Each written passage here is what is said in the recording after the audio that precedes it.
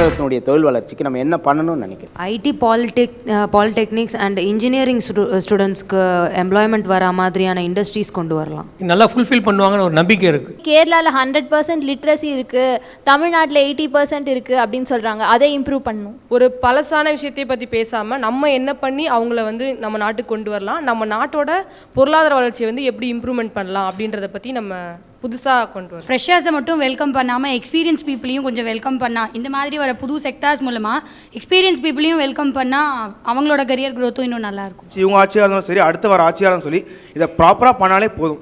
டெவலப்மெண்ட்டும் தேவையில்லை. பொறியியல் மாணவர்களையும் சரி, இல்லை டிப்ளமோ அவங்க பாலிடெக்னிக் ஸ்டூடெண்ட்ஸ் எல்லாமே வந்து அவங்களாக தொழில் தொடங்குறதுக்கு, அவங்க புது முயற்சியில் தொழில் மேம்படுத்துறதுக்கான ஒரு கல்வி வளர்ச்சியை மேம்படுத்தினாலே இன்னும் நல்லா இருக்குன்னு என்னுடைய கருத்து. இந்த இது பண்ணுறதுக்காக அத்தியாவசிய தேவையான எல்லா முயற்சியும் எடுத்துட்டு அதுக்கப்புறமா என்ன இது பண்ணணுமோ பண்ணலாம்.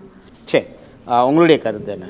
நம்ம தொழில் வளர்ச்சிக்கு என்ன பண்ணணும்னு நினைக்கிறீங்க? தமிழகத்தினுடைய மிக பெரும்பான்மை மக்கள் வந்து விவசாயத்தை சார்ந்திருக்கக்கூடியவங்க. விவசாயத்துறையை வந்து வளர்த்துவதற்கான திசையில் எல்லாமே திட்டமிடப்பட்டதுன்னு சொன்னால் மிகப்பெரிய அளவில் வந்து இந்த சமூகம் வந்து மீளெண்டு வரும். ஏற்கனவே சொன்னாங்க வேலை வாய்ப்பு பற்றின விஷயங்கள். விவசாயத்துறை சார்ந்து செய்யக்கூடிய எல்லா விஷயங்களும் வேலை வாய்ப்புகளுக்கான எல்லா விஷயத்தையும் தீர்வும் செய்யப்படும். கிராமப்புறங்களை நோக்கி விட்டுட்டு நகர்ப்புறங்களை பார்த்துக்கு பதிலாக படித்த இளைஞர்கள் கிராமப்புறங்களில் இருந்து கிராமத்துடைய விவசாயத்துறை மேம்படுத்துவதற்கான வேலைகள் செய்யலாம். அதை ஒட்டி எல்லா ஸ்ட்ரக்சரும் வளரும், தொழில்துறையும் சேர்ந்து வளரும். ஆகவே விவசாயத்தை அடிப்படையாக கொண்ட பொருளாதார திட்டங்கள் கண்டிப்பாக தேவை. தொழில் திட்டங்கள் அதிலிருந்து வளரும் தான் என்னோட கருத்து. உங்களுடைய கருத்து? உலக முதலீட்டாளர் மாநாட்டில் திரட்டின தொகையோட புள்ளிவரங்களை பார்த்தா சார், எனர்ஜிங்கிற ஆற்றல் துறைக்கு 44% ஒதுக்கியிருக்காங்க. ரெண்டாவது மேனுஃபேக்சரிங்க்கு 43% ஒதுக்கியிருக்காங்க. இப்போ இது ரெண்டுமே கூட்டி பார்த்தீங்கன்னா கிட்டத்தட்ட 87% இந்த ரெண்டு துறையுமே பிரித்தளிக்கப்பட்டிருக்கு. நாட்டோட ஜீவாதார துறையான சார் சொன்ன மாதிரி விவசாயம், மீன்வளம், கைத்தறி, இதுக்கெல்லாம் ஒட்டுமொத்தமாக பார்த்திங்கன்னா சிறுதொழில்துறைக்கு வெறும் 7% மட்டும்தான் ஒதுக்கப்பட்டிருக்குங்க. பாக்கி இருக்கிற 1% குறைவான முதலீடு தான் ஜீவாதார துறையான கைத்தறி, மீன்வளம், விவசாயம் போன்ற துறைகளுக்கு ஒதுக்கி இருக்குங்க. இதை வந்து அரசாங்கம் வந்து மறுபரிசீலனை செய்து ஜீவாதார துறைகளை வந்து மீண்டும் உயிர்ப்பிக்க வைக்கணும். இது வந்து முக்கியமான விஷயமா நான் பார்க்குறேன். உங்களுடைய கருத்து? உள்நாட்டு திறமைகள் இனங்காணப்பட வேண்டும். உள்நாட்டு சிறு குறு மற்றும் நடுத்தர தொழில் முனைவோர், இளையோர்கள் மற்றும் விவசாயிகள், அவர்களுடைய உண்மையான திறமைகள் அங்கே இனம் காணப்பட வேண்டும். அவர்கள் மேலும் மேலும் தங்களுடைய உற்பத்தியையும் தன்னுடைய தரமான உற்பத்தியையும் பெருக்கிக் கொள்வதற்கான வசதி வாய்ப்பை இந்த உலக அரங்கிலிருந்து நாம் பெற்றுத்தர வேண்டும். அதை ஒரு இணைப்பாக நாம் செய்ய வேண்டும். இளையோருக்கு ஒரு பிரகாசமான ஒரு வாய்ப்பை உருவாக்கி தர வேண்டும். அதற்கு தொழில் சார்ந்த கல்வியினை, வேலைவாய்ப்பு மிக்க ஒரு திறமையினை நல்ல குடும்பங்கள் மூலமாக, சமூக மூதல் என்று நான் சொன்னேன், சோஷியல் கேபிட்டல் மூலமாக நாம் என்ஷோர் பண்ண கடமைப்பட்டிருக்கிறோம். இது மட்டுமே நீண்டகால அடிப்படையில் நம்ம தூக்கிட்டு போக முடியும். சரி, சுபாஷ் சார். தென் மாவட்டங்களோட உண்மையான பொட்டென்ஷியலை அவங்க கண்டறிய வேண்டும். தென் மாவட்டங்கள் வந்து வானம் பார்த்த பூமியாக இருந்தாலும் ஒரு சில அக்ரிகல்ச்சரே ரிச் பெல்ட் இருக்குது. உதாரணத்துக்கு சொல்கிறேன், இப்போ ராஜபாளையம் எடுத்துக்கொண்டீர்கள் என்றால் அங்கு வந்து அருமையான மாம்பழங்கள் கிடைக்கும். ஆனால் அதை பதப்படுத்துவதற்கு தொழிற்சாலை கிடையாது. அதே போல் நீங்கள் சங்கரன் கோயில் எடுத்துக்கிட்டீர்கள் என்றால் உங்களுக்கு இந்தியாவிலே மிக சிறந்த மிளகாய் விளையம் அங்கே. ஆனால் அதை வந்து மிளகாய் பொடியாய் மாற்றி மசாலாவாக மாற்றி விற்பதற்கு தொழிற்சாலை கிடையாது. இதுபோல் தொழிற்சாலைகளை அங்கே அமைக்க வேண்டும். இன்னொன்று, தென் மாவட்டங்களில் மேனுஃபேக்சரிங் வந்து மதுரையில் மட்டும் 2-3 டயர் கம்பெனிங்க இருக்குது. இத்தனைக்கும் எனக்கு ஏன் என்று புரியவில்லை. தென் மாவட்டங்களுடைய சாபக்கேடா என்று எனக்கு தெரியவில்லை. ஏனென்றால் தமிழ்நாட்டில் உள்ள மிகப்பெரிய நிறுவனங்கள் எல்லாருக்குமே அவங்களோட ஓனர்ஸ் பார்த்திங்கன்னா பூர்வீகம் ஃபுல்லாகவே திருநெல்வேலி மாவட்டமாக தான் இருக்கும். அது வீரம் விளைந்த மண் மாதிரி, அது வந்து ஆண்டர்ப்ரனர்ஷிப்பும் விளைந்த மண் அதான். ஆனால் அங்கே வந்து அதே ஆண்டர்ப்ரனர்ஸை போய் கவர்மெண்ட் அப்ரோச் பண்ணி உங்கள் ஃபேக்ட்ரி மெட்ராஸில் வைக்கிறீங்க, இன்னொரு எக்ஸ்பேண்ட் பண்ணுறப்போ நீங்கள் திருநெல்வேலியில் வைங்க, நீங்கள் மதுரையில் வைங்கன்னு இவர்கள் கேட்டுக்கொண்டார்கள் என்றால் நிச்சயம் அங்கே நடக்கும். எப்படி என்று சிவநாடார் வந்து அந்த ஒரு அஃபினிட்டி காரணமாக நான் திருநெல்வேலியிலும் மதுரையிலும் என் சென்டரை தொடங்குகிறேன் என்று சொன்னாரோ, அதே போல் ஒவ்வொரு ஆண்டர்ப்ரனரும் அங்கே தொடங்கிறதுக்கு ரெடியாக தான் இருப்பாங்க. அதை இவங்க செலக்டிவாக ஃபோக்கஸ் பண்ணணும். ப்ரோக்ரஸ் கார்டு இவங்க சொல்லிட்டாங்க, அடுத்த இன்வெஸ்டர் மீட் 2 வருடங்கள் கழித்து நடத்தப்படும். அது இவர்களும் நடத்தலாம், இல்லாட்டா அடுத்த வர ஆட்சியும் நடத்த தான் போகிறாங்க.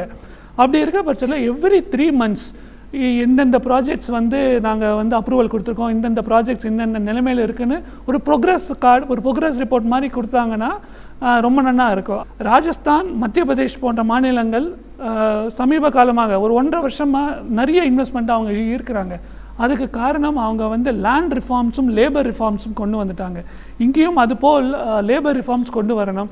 ஏன்னா இங்கே நாங்கள் இண்டஸ்ட்ரியில் கேட்ட வரைக்கும் அவங்க சொல்கிறாங்க நிறைய இடத்துல யூனியன் வந்து மிலிட்டன் யூனியனாக மாறிவிட்டார்கள் என்று. அது என்ன காரணம்ன்றது தெரியவில்லை. ஸோ அதை வந்து சரி செய்யறதுக்கு ஒரு சில லேபர் ரிஃபார்ம்ஸ் கொண்டு வந்தாங்கன்னா ஐ திங்க் இவங்க சொன்ன எல்லாமே வந்து which is on paper will get translated into reality.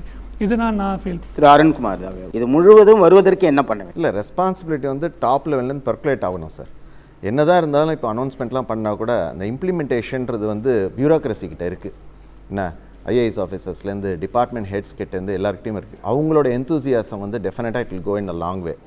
ரெண்டாவது வந்து இப்போ சொன்ன மாதிரி எம்எஸ்எம்இயில் ரொம்ப கம்மியாக தான் இருக்குது, அக்ரிகல்ச்சரில் ரொம்ப, அதெல்லாம் வந்து லோக்கலைஸ்டு இண்டஸ்ட்ரீஸ். இதுக்கு வந்து நீங்கள் ஃபாரின் இன்வெஸ்ட்மெண்ட்ஸ் தேவையில்லை, நம்மளுக்கு தேவை டெக்னாலஜி ட்ரான்ஸ்ஃபர் தான். இந்த மாதிரி இதிலெல்லாம் அக்ரிகல்ச்சரில் எப்படி டெக்னாலஜி யூஸ் பண்ணலான்றதுக்கு வந்து பெரிய மேஜர் இந்த இன்வெஸ்ட்மெண்ட்ஸ் வந்து மேனுஃபேக்சரிங்காக தான் மெயினாகவே. இந்த குளோபல் இன்வெஸ்டார் மீட்டுங்கிறது இன்வெஸ்டர்ஸ் எதுக்காக கூப்பிட்றோம்னாக்கா மேனுஃபேக்சரிங் செக்டருக்காக தான், அதோட பர்பஸ் சர்வ்டு அதில். அதே மாதிரி நம்மளுக்கு எனர்ஜியை பார்க்கும்போது நம்மளுக்கு தமிழ்நாடு வந்து ஹாட் கிளைமேட். அந்த ஹாட் கிளைமேட்டில் நம்மளுக்கு எது அட்வான்டேஜ்னாக்கா ஒன்று வந்து காற்று, விண்மில் நிறைய அதனால் யூஸ் ஆகும், இன்னொன்று சோலார். இது ரெண்டுத்துலேயும் இன்வெஸ்ட்மெண்ட்ஸ் கரெக்டாக அவங்க ஐடென்டிஃபை பண்ணி தான் வந்திருக்காங்க. அதனால் அது வந்து டெஃபினட்டாக நம்மளுக்கு பெனிஃபிஷியல். டைரக்ட் எம்ப்ளாய்மெண்ட் இல்லைனா கூட இன்டைரக்ட் எம்ப்ளாய்மெண்ட், சப்ளைஸ் அதெல்லாம் மூலமாக வரும். அதே மாதிரி இந்த ஹியூமன் கேபிட்டல் அவங்கள வந்து இந்த யங்ஸ்டர்ஸ் வந்து இன்ஜினியரிங் காலேஜஸில் வந்து ஸ்கில்டாக அவங்க வச்சுக்கிட்டாக்க நாளைக்கு ஜாபுக்கு போகும்போது ஸ்கில்டு பாய்ஸுக்கு தான் நிறைய சீக்கிரமாக வேலை கிடைக்கும். ஒரு கண்ட்ரி எப்படி டெவலப் ஆகும்னா ஒன்று வந்து முதல்ல அக்ரிகல்ச்சர் பேஸ், அதுக்கப்புறம் மேனுஃபேக்சரிங், அதுக்கப்புறம் தான் ஐடி. நாம் 10 வருஷம் முன்னாடி 15 வருஷம் முன்னாடி முதல்ல ஐடி டெவலப் பண்ணிட்டோம். அதனால தான் கொஞ்சம் ப்ராப்ளம்ஸ்லாம் இந்த 10 வருஷம் ஃபேஸ் பண்ணுறோம். ஸோ அக்ரிகல்ச்சரை வந்து நம்ம டெவலப் பண்ண வேண்டியதில் டவுட்டே கிடையாது. ஆனால் ஜிடிபியில் அதோட கான்ட்ரிபியூஷன் 15% தான். ஆனால் நிறைய பேர் 60%க்கு மேலே இந்தியன்ஸ் வந்து நம்ம அக்ரிகல்ச்சரில் இருக்கோம். இதே எஸ்எம்இ செக்டரில் பார்த்திங்கன்னா 35% ஜிடிபிக்கு எம்எஸ்எம்இ செக்டர் கான்ட்ரிபியூட் பண்ணுது. ஆனால் எம்ப்ளாய்மெண்ட் பார்த்திங்கன்னா அந்தளவுக்கு கிடையாது. ஸோ அக்ரிகல்ச்சரில் என்ன நம்மளுக்கு ஈல்டை இன்க்ரீஸ் பண்ணணும், அது ஜிடிபிக்கும் நம்மளுக்கும் யூஸ் பண்ணணும். ஸோ டெக்னாலஜி ட்ரான்ஸ்ஃபர் அதில் முக்கியம். அதே மாதிரி மேனுஃபேக்சரிங், நம்ம நிறைய தொழில் வளர்ச்சினால் மட்டும்தான் ஒரு நாடு எக்கனாமிக்கலாக வல்லரசுன்னு ஆக முடியும். திரு கண்ணதாசன் சார் சொல்லுங்கள். மாநாடு நடத்தி இருப்பது என்பது எல்லாருக்கும் வெளிப்படையாக தெரியும். இது ஒரு விளம்பரத்துக்காக நடத்தப்பட்ட மாநாடு என்பது ஒரு 3-4 ஆண்டுகளுக்கு முன்பாக நடத்தியிருந்து அதனுடைய விளைவுகளை இப்பொழுது இவர்கள் ஆட்சி காலத்துக்குள் சொல்லியிருப்பார்களே, ஆனால் அவள் கூறுவது உண்மையாக இருந்திருக்கும். தென் மாவட்டங்கள் இந்த அளவிற்கு வீணாக போனதுக்கு காரணம் சேது சமுத்திர திட்டம் திராவிட முன்னேற்ற கழக ஆட்சியிலே கொண்டு வரப்பட்ட ஒரே காரணத்துக்காக முடக்கப்பட்டு தென் மாநிலங்கள் போக்குவரத்திற்கோ அல்லது பொருள் போக்குவரத்துக்கோ மிக மோசமான நிலைக்கு தள்ளப்பட்ட ஒரு அடிப்படையான உண்மை. இரண்டாவதாக விருதுநகர் மாவட்டமாகட்டும், சேலம், திருப்பூர் மாவட்டங்கள்லாம் ஜவுளி தொழில் முடக்கப்பட்டு 1 லட்சம் பேர், வேடிக்கை பார்த்திங்கன்னா 1 லட்சம் பேர் தங்களுடைய குடும்ப அட்டையை சரண்டர் பண்ணியிருக்காங்க. அப்போ எத்தனை லட்சம் பேர் இந்த மாநிலத்தை விட்டு வெளியிருக்காங்கன்னு பாருங்கள். ஆக இந்த பிரச்சனைகளை இன்னும் சொல்லப்போனால் மேட்டுப்பாளையம் பகுதியில் வந்து அந்த வார்ப்பு இருப்பு என்று சொல்லக்கூடிய ராட்டாய் என்று சொல்லக்கூடிய அந்த தொழில் முடக்கப்பட்டு 10,000 பேர் மேலே வேலை இருந்திருக்கிறாங்க. எனவே இவங்க வந்து இன்னும் 3 ஆண்டு காலம் இல்லை 1 ஆண்டுகள் பிற வரக்கூடிய இந்த தொழில் முதலாட்டு மாநாட்டு பலன்களை விட ஏற்கனவே முடக்கப்பட்டு சிதைந்து போயிருக்கக்கூடிய இந்த சிறு குறு தொழில்களை மேம்படுத்தப்பட்டு வேலை இருந்தவர்களுக்கு வேலை கொடுத்தாலே தமிழகம் ஓரளவிற்கு தலைநிமுறை என்பதுதான் என்னுடைய கருத்து. நன்றி. இந்த முதலீட்டாளர்கள் மாநாட்டில் இவர்கள் செய்து கொண்ட புரிந்துணர்வு ஒப்பந்தங்கள் உண்மையாகவே ஒப்பந்தங்களாகி அதில் 50 விழுக்காடுகள் கூட வந்தோம் என்று சொன்னால் தமிழகத்திற்கு ஒரு மிகப்பெரிய வளர்ச்சி இருக்கும். அதே போன்று இந்த தொழிற்சாலைகளை அமைப்பதற்கு விவசாயிகளுடைய நிலங்களை அரசு எடுக்காமல் இருக்க பார்த்து கொள்ள வேண்டும். அதற்கு பிறகு பார்த்தோம் என்று சொன்னால் ஒரு நாட்டினுடைய வளர்ச்சி என்பது அந்த நாட்டினுடைய தொழில் வளர்ச்சி தான். ஆகவே அந்த தொழில் வளர்ச்சிக்கு அடிப்படை வசதிகள், கட்டமைப்பு வசதிகளை ஏற்பாடுபடுத்தி கொண்டு பிறகு இந்த மாநாட்டை அவர்கள் நடத்தியிருக்காங்க. ஏன்னா இன்னும் மின்சார தட்டுப்பாடு இருக்கிறது, இன்னும் தண்ணீர் பிரச்சனைகள் இருக்கிறது. ஆகவே இன்னும் கொஞ்சம் காலம் இதெல்லாம் அடிப்படை வசதிகள், குறிப்பாக ஒரு தொழில் வளர்ச்சி என்பது சாலைகள் வந்து இணைப்பு இருக்க வேண்டும்.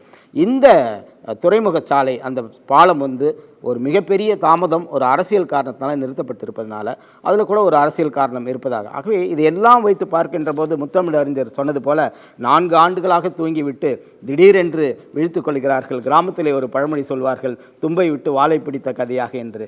ஆகவே இதில் இருக்கக்கூடிய பின்னணியில் மக்களே அறிவார்கள். ஆகவே உண்மையாகவே இந்த தொழில் முதலீட்டாளர்கள் மாநாடு வெற்றி பெறுவதற்கான வாய்ப்புகள், புரிந்துணர்வு ஒப்பந்தங்கள் சரியாக செய்து நம்முடைய பணங்கள் முழுவதும் வந்துவிட்டோம் என்று சொன்னால் நிச்சயமாக ஒரு வெற்றி பெற்ற மாநாடாக தான் நாம் கருதலாம். ஆனால் இன்னும் அடிப்படை வசதிகளை நாம் பெருக்கிக் கொள்ள வேண்டும். குறிப்பாக தென் தமிழகத்திற்கு வேலைவாய்ப்பு தரக்கூடிய அளவிற்கு இனி வரக்கூடிய முதலீட்டாளர்கள் மாநாடாவது சரியாக நடக்க வேண்டும் என்று சொல்லி இந்த நிகழ்ச்சியை நான் நிறைவு செய்கின்றேன்.